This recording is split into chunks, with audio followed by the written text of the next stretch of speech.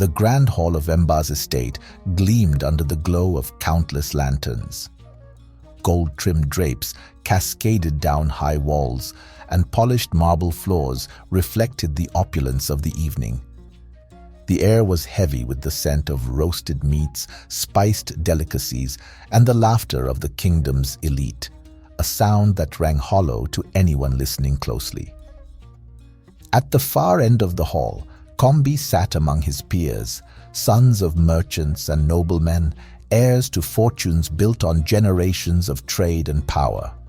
He wore an intricately woven outfit, his appearance polished and composed, yet his eyes betrayed his boredom, flicking toward the high windows as though searching for an escape.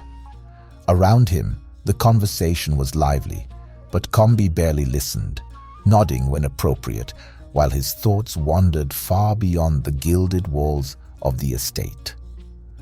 Unbeknownst to him, another pair of eyes watched from the shadows. Belle, dressed in the modest attire of a caterer, stood near the edge of the room. A white outfit and headscarf masked his usual commanding presence, blending him seamlessly among the servants who moved with careful precision. His gang, similarly disguised, circulated the room, serving food and drink while subtly positioning themselves for what was to come. The plan had taken weeks to orchestrate. Since the last kidnapping, Embar had fortified his estate, doubling the number of guards and implementing tighter security measures. The security around Kombi himself had also tightened whenever he stepped outside the estate, making him nearly untouchable and forcing Belle and his gang to rely on deception rather than stealth. Disguising themselves as caterers had been the only viable option. But now, standing among the revelry, Belle found his attention divided. He should have been focused on the operation, ensuring every detail unfolded as planned. Instead, his gaze was fixed on Kombi, who laughed softly at a jest made by one of his companions. Kombi's smile, fleeting and polite, stirred something unexpected in Belle, a bitter, unbidden jealousy. Belle's hands tightened around the tray he carried as he observed the interaction. The sons of wealth, dressed in their finery, leaned in closer to Kombi, their camaraderie evident. They spoke of luxury, of travels and prospects, their words flowing effortlessly in the language of privilege. Kombi, though more reserved, fit into their world with an ease that grated against Belle's nerves. The sight of Kombi among them, his radiant skin catching the soft glow of the lanterns, was both mesmerizing and infuriating. Belle tore his gaze away, forcing himself to focus. There was no time for distractions. The plan was about to begin. At the height of the evening, Belle moved toward the center of the room, setting down his tray with deliberate care. His gang had taken their positions, ready to act at a moment's notice. Belle straightened, adjusting his outfit as he stepped forward. When he spoke, his voice rang clear and sharp, cutting through the noise like a blade. "Hey, Embar," he said, a smirk playing at the corner of his lips. "I've come to kidnap your son again. Sorry." The room froze. Embar's face twisted with rage the moment he recognized Belle, the realization striking him like a blow. His goblet slammed against the table with a sharp clang, wine splashing across the polished wood. "Guards!" Embar roared, his voice trembling with fury. "Seize him! Don't let him leave!" But Belle was already moving. At his signal, his gang sprang into action. Smoke bombs hissed, releasing thick clouds that veiled the room in chaos. Guests screamed, their cries mingling with the clatter of furniture and the clash of steel as guards scrambled to contain the mayhem. The gang moved with practiced precision, intercepting guards and creating diversions while Belle advanced toward Kombi. Kombi, still seated, blinked through the haze, his eyes widening as Belle appeared before him. "Let's go," Belle muttered, gripping his arm firmly. Kombi barely had time to react as Belle pulled him to his feet and led him through the swirling chaos. Behind them, Mumba's voice thundered through the smoke. "Stop him! Don't let him take my son!" The gang expertly guided Belle and Kombi through the estate, their coordinated movements ensuring a swift exit. Scaling walls and weaving through alleys, they left the chaos behind, Embar's shouts fading into the distance. When they finally reached the quieter streets of the district, the tension eased slightly, though the urgency in Belle's movements remained. As they paused near an alley to catch their breath, Kombi turned to Belle, his expression a mix of exasperation and incredulity. "All that drama?" Kombi asked, his voice sharp but tinged with disbelief. "You could have just asked if you wanted to see me that badly." Belle glanced at him, his smirk faint but unmistakable. "Where's the fun in that?" he replied, his tone playful, but the way his gaze lingered on Kombi hinted at something far more complicated. Kombi stared at him, caught off guard by the answer. He opened his mouth to respond but found no words, unsure whether to feel amused, annoyed, or something else entirely.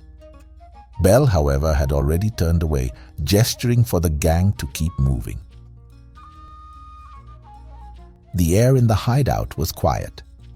The chaos of the kidnapping had settled into a hushed stillness, broken only by the distant crackling of the fire in the center of the room. The faint scent of smoke lingered, weaving into the scent of damp earth and worn wood.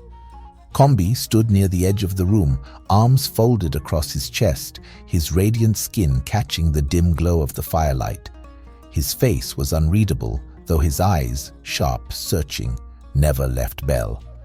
Belle stood opposite him, leaning against the old wooden table where maps and scattered coins lay untouched. The soft amber flicker of the fire danced against his dark skin, highlighting the tension in his jaw, the way his fists curled slightly at his sides.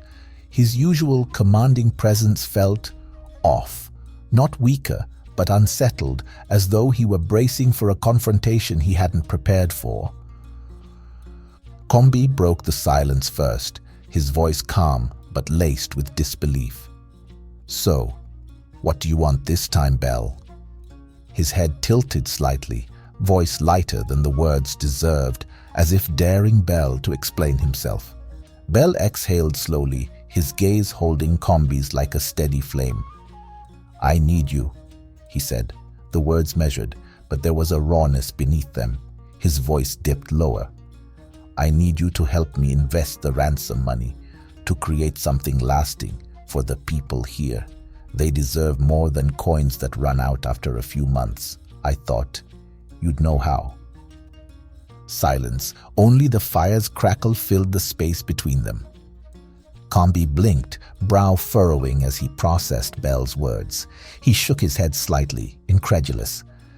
"You kidnapped me." He let out a soft, breathy laugh, more disbelieving than amused. "You kidnapped me for that." Belle straightened, arms crossing over his chest, his voice sharpening. "You're the only one I know who understands this. You said it yourself, the last time you were here, that you love economics and strategy. So I thought—" He trailed off, doubt creeping into his expression. "I'm not asking for a favor, Kombi. I'm giving you a purpose." Kombi studied him, searching. The weight behind Belle's words, the raw sincerity, made it difficult to stay angry. Still, he couldn't let it slide so easily. "Fine." Kombi's voice softened, but a spark of mischief danced in his eyes. "I'll help you, but under two conditions." Belle's brow furrowed. "What conditions?" Kombi held up a finger, stepping closer. His heart pounded harder than it should have, but he kept his tone teasing, playful.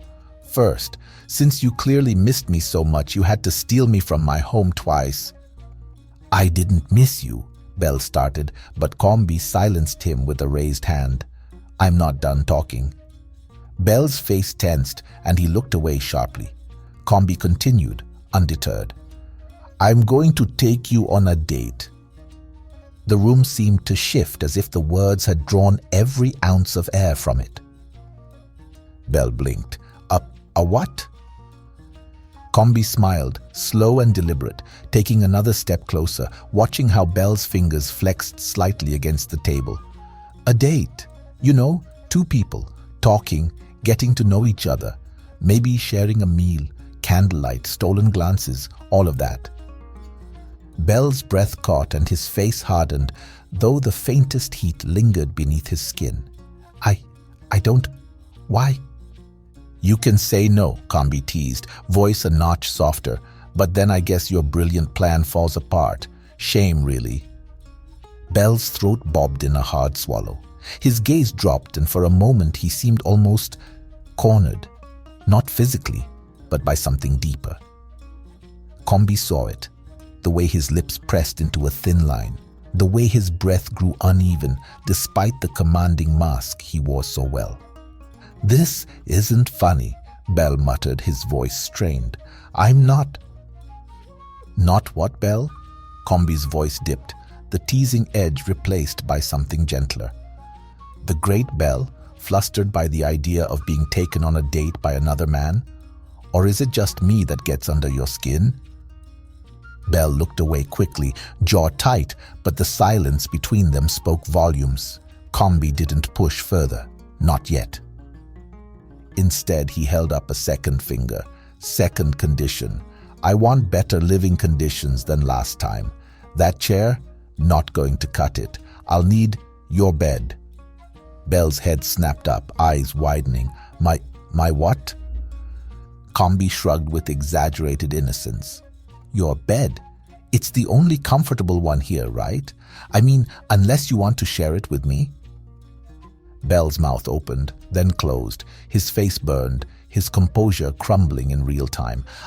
No, you can't just... Where am I supposed to... Figure it out, Kombi teased, grinning. You are the leader here, aren't you? Belle scrubbed a hand over his face, utterly undone.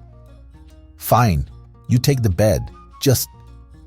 He stumbled over his words, frustrated at how utterly out of control he felt. I'll sleep somewhere else. Kombi arched a brow. Running from me already? Belle turned away before his face could betray him further. His pulse thundered, the heat beneath his skin unbearable. You're impossible. The conversation was over. At least it should have been. But Kombi's voice followed him as he retreated toward the door, quieter now, almost amused. I wouldn't mind if you decided to share the bed with me, Belle. The grand estate felt colder than it ever had. The air was stifling despite the lanterns blazing along the walls, throwing sharp shadows across the lavish hall where Embar stood alone. The gleaming floors reflected his storming figure as he paced, his fine white agbada billowing slightly with each agitated step.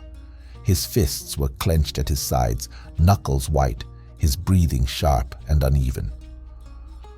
The rage within him had built steadily since the moment he realized his son was gone. But this time, it was different. Belle had left nothing.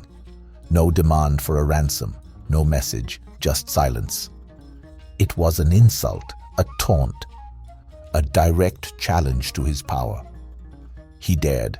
The words escaped him like a growl spoken to no one but the echoing vastness of the room.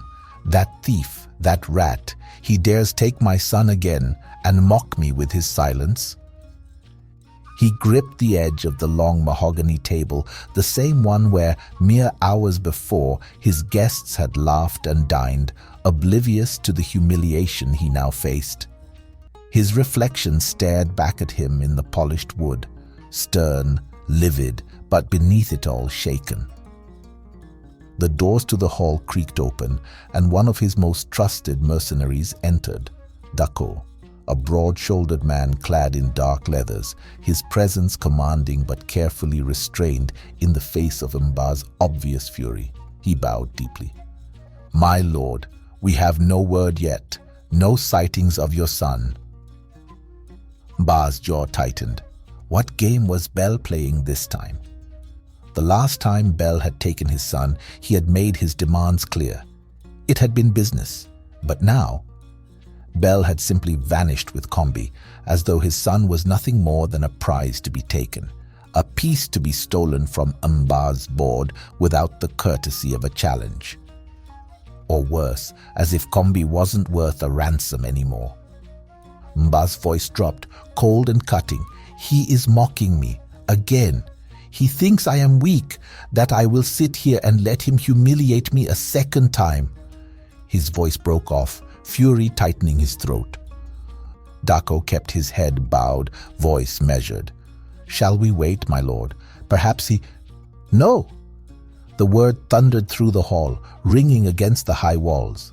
Embar's hand slammed onto the table with a resounding crack. I will not wait for that thief to control the game.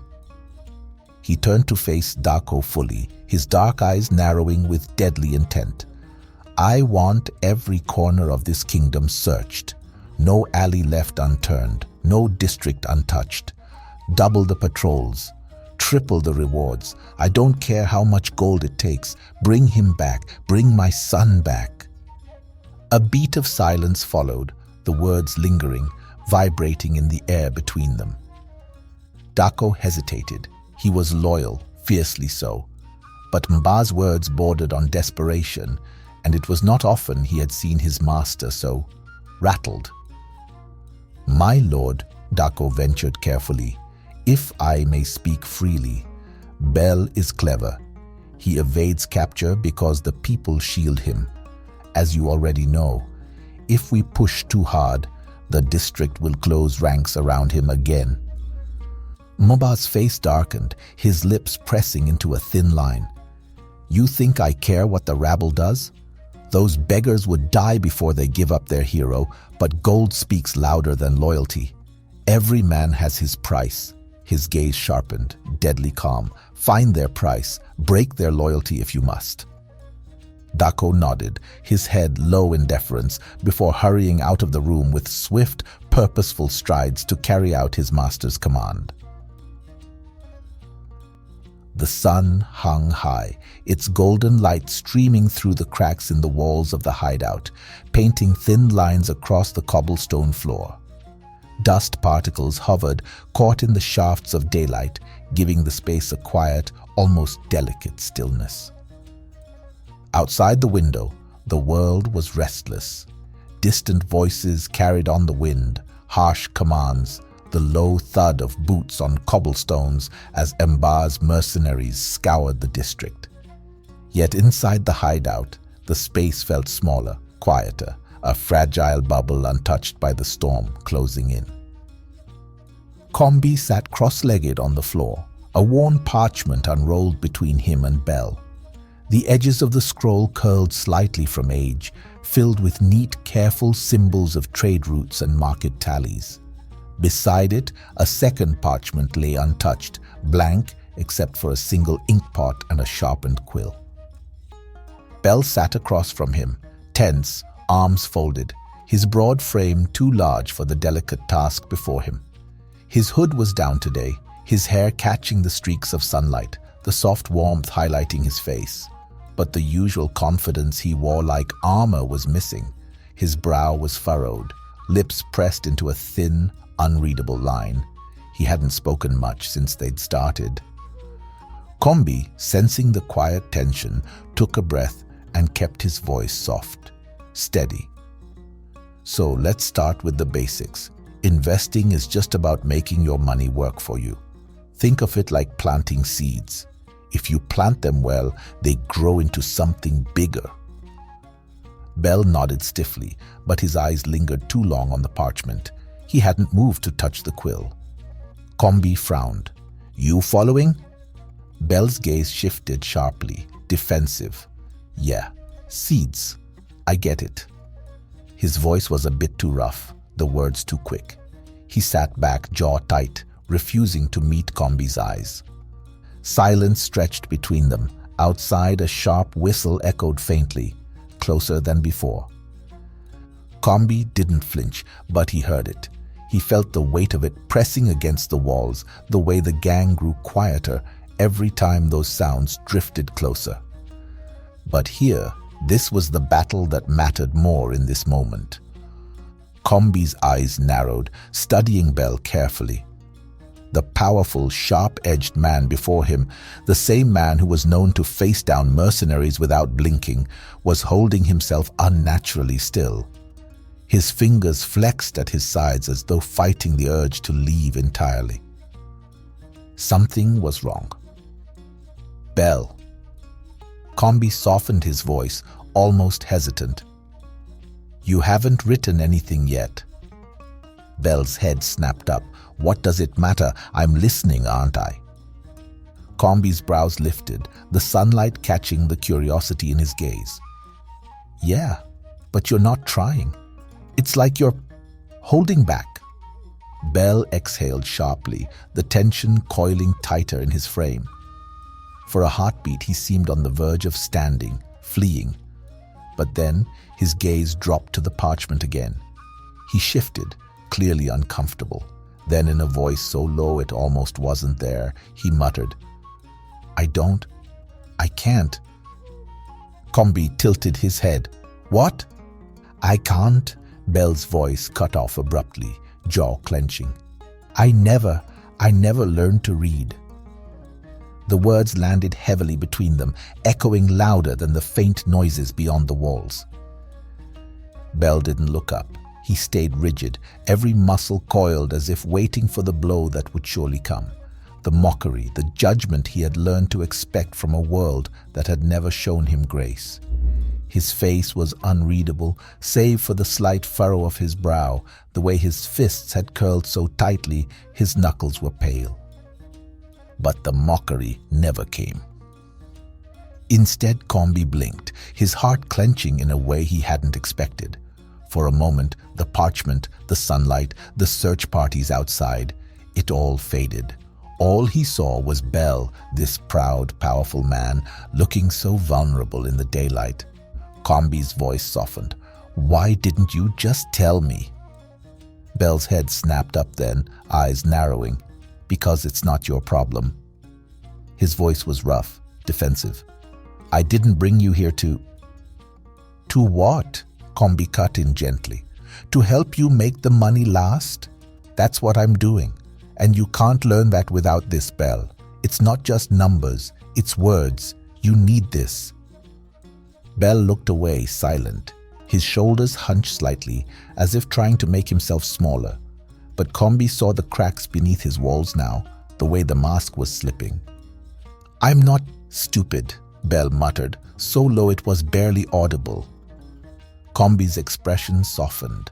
I never said you were. A beat of quiet passed before Kombi, carefully, reached for the quill and offered it toward him. Look, I'll teach you. It doesn't have to be a big deal. We'll start small. Belle hesitated, the tension still coiled in his chest. No. Kombi raised a brow. No? Belle shook his head, shifting back slightly. I don't need... Kombi's lips twitched, and then, before Belle could retreat further, he gave a small, smug smile. All right then, new condition. Belle blinked. What? Kombi leaned closer, voice dipping just above a whisper, his teasing smile only deepening. If I'm going to help you invest the money, you're going to let me teach you how to read and write. Otherwise, I'm out. Belle's mouth opened, but no words came out. The sunlight danced against his skin, casting a warm glow that deepened his rich complexion. You, Belle stammered, visibly flustered. You can't just... I can, Kombi said, cutting him off smoothly. You gave me the bed, agreed to the date. Why not a reading lesson? Afraid I'll make you look bad? Belle was definitely flustered now. His breath hitched slightly, and for a second his gaze dropped, flicking not to the quill but to Kombi. The way Kombi spoke, the softness of his voice, the way he wasn't laughing at Belle wasn't making him feel small. Kombi's gentleness was disarming, and that kindness pressed against the cracks Belle worked so hard to keep sealed. It made him feel exposed in a way that left him breathless, unsure whether to retreat or lean closer.